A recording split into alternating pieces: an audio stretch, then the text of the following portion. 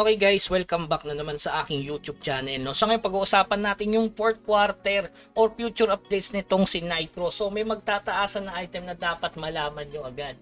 So ayan, September 2024 meron ng Tower of Trials. Tapos magkakaroon sila ng merge na server. So possible na September 17 magkakaroon ng Tower of Trials. September 24 magkakaroon ng merge ng server. So, sa Asia 2 at Asia 3, sample niyan, 202, 203, 204, magkakasama na.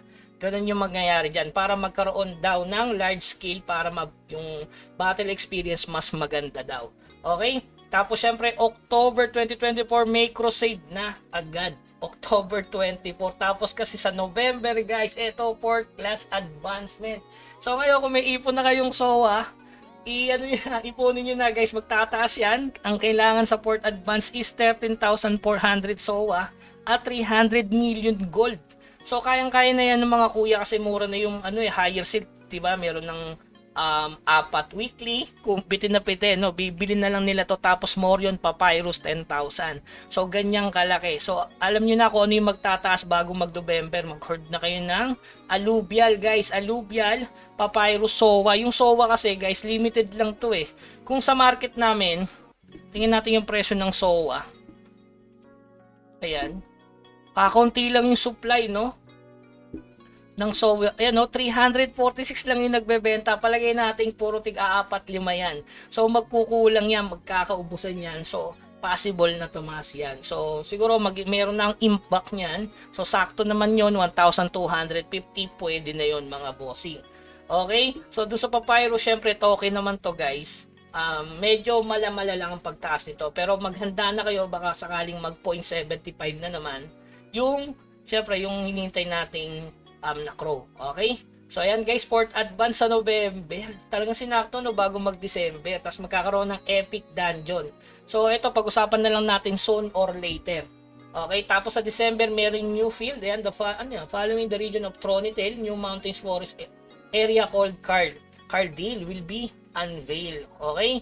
So along with the new field. Basta ito sa December ay magkakaroon ng new field. Pero ito importante dyan, November.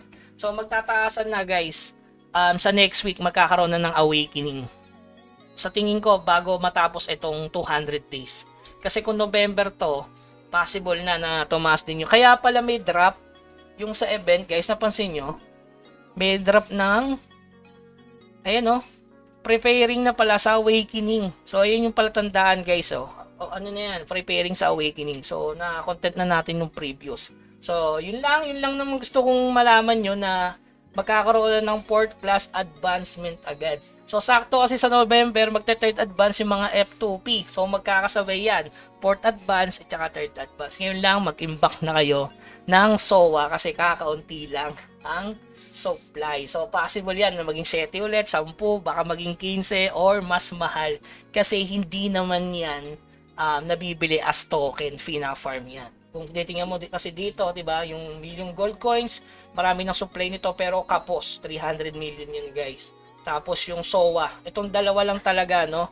Yung SOA at saka itong alluvial. Pwede akong mag-impact niya siguro mga 1,000.